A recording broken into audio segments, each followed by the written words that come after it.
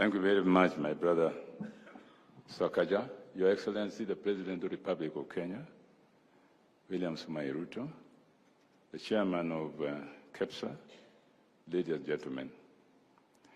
I stand here with a lot of nostalgia because when I see Manu Chandaria there and I see Michael on there, and I think I saw Samuel Mwale. I was just asking about you the other day. I'm glad I've seen you because I need you for something. So, thank you so much. 20 years ago, Mr. President, when I was Minister for Planning and National Development in the NARC government in the Republic of Kenya, NARC has just taken over after many years of struggle and frustration among Kenyans of a government that didn't care about the people. And people were excited in this country. Citizens were arresting the police on the streets for taking bribes. And we were all very excited, and the President Mwai Kibaki, gave me the opportunity to serve this country as Minister for Planning and National Development. I could not believe the interest people showed in trying to get a blueprint for the future of this nation. I will not go into this, that's nostalgia, but what happens at Leisure Lodge in Mombasa, when we all came together to discuss this future, is what gave birth to KEPSA. And in that regard, Minister Mwale, Mike Chege, and David D, who are part of my advisory team, and Manu Chandari and Mark Eldon, who stood for the private sector in discussing how we can work together. And I discussed with Manu over dinner one day, and I said, look, why doesn't the private sector come together rather than come to us as Kenya Association of Manufacturers, Kenya whatnot? Just come together one body, because we're one government, so that our discussion can become more efficient. The speech I'm going to give today, Your Excellency, is a summary on of this reminiscence that we have as we mark the 20th anniversary of KEPSA. Today, December 2024, KEPSA marks its 20th anniversary.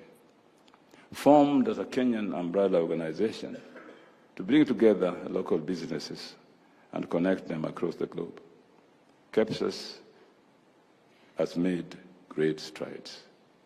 KEPSA was formed in 2003 as part of institutional reforms under the National Rainbow Coalition NARC government, after Kenya had slid systematically into the abyss of underdevelopment and hopelessness in previous years.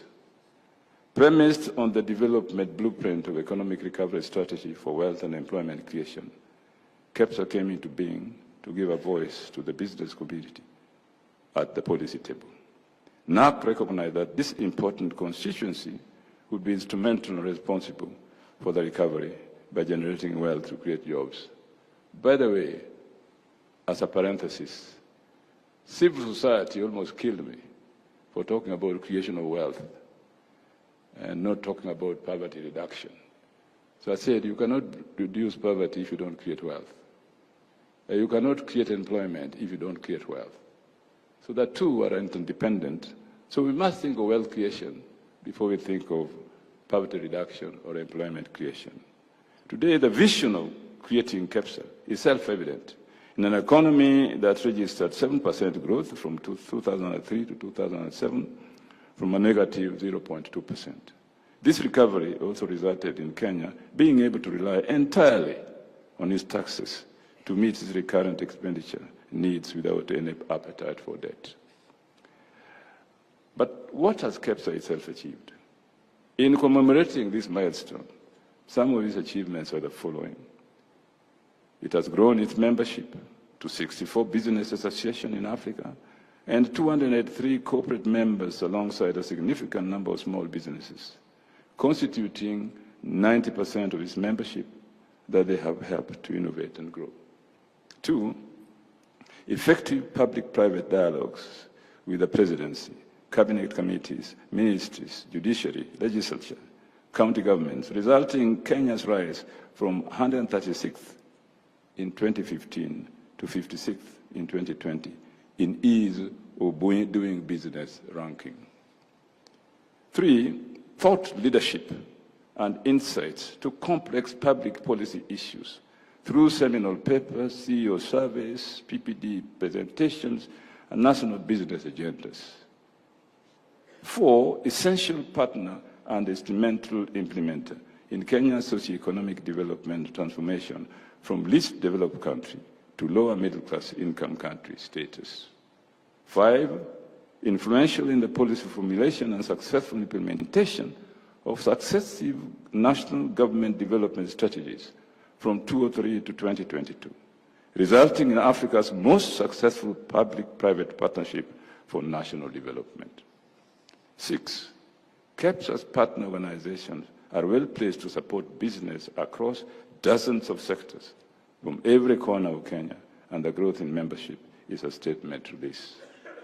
KEPSA's public-private dialogues, global networking, and establishment of the KEPSA Foundation are some of the notable programs that continue to support businesses in various sectors, from subsistence agriculture, SMEs, to AI, with practical advice and trustworthy connections.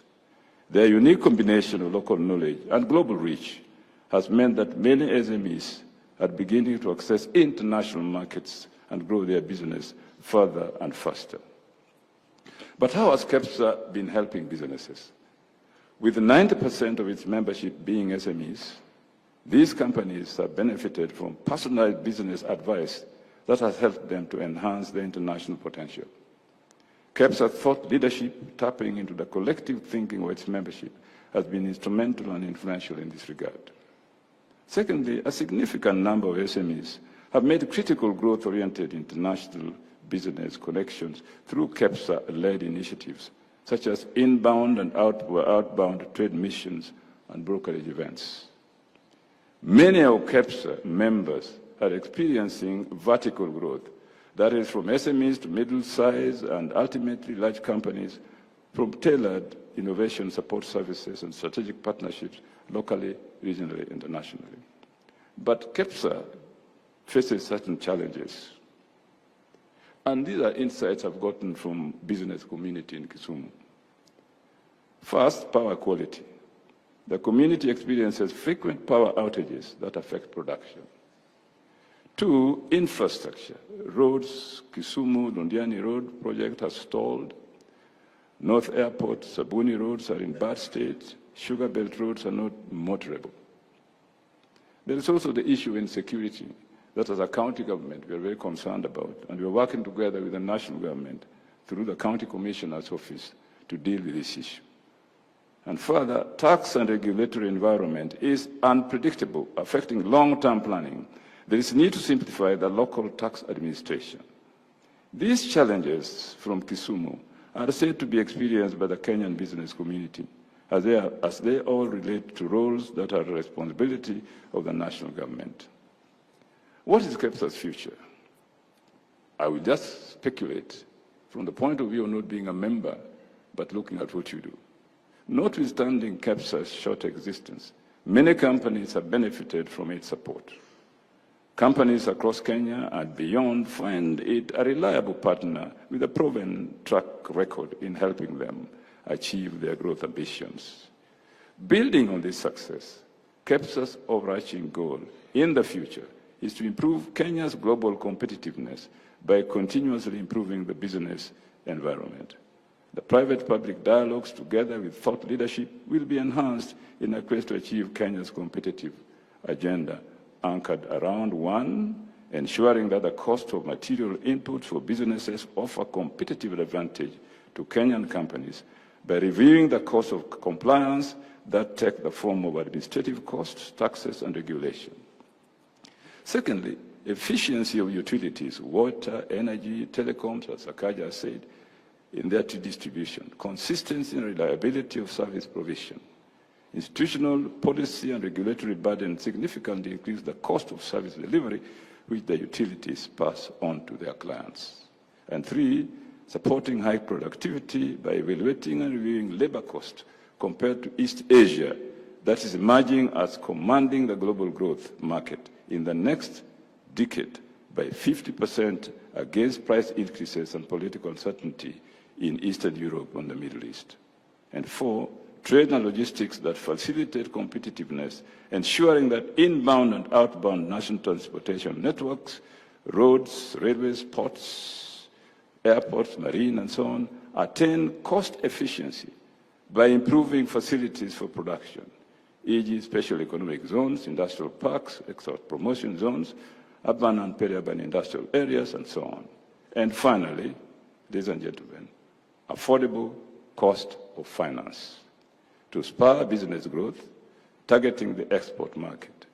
This will include examining capital and operational expenditure, financing of trade facilities critical in the drive for competitiveness and openness of the market. I do believe that KEPSA will champion the growth of this economy, Kenyan economy as a whole, if indeed, as they have done and as their program shows, and I look at it very carefully, all these initiatives are successful. I thank you very much, Mr. President. Thank you for listening to me. I'm sorry, being partly a professor and a governor, when I got opportunity to speak as a professor, I take too long. Pole.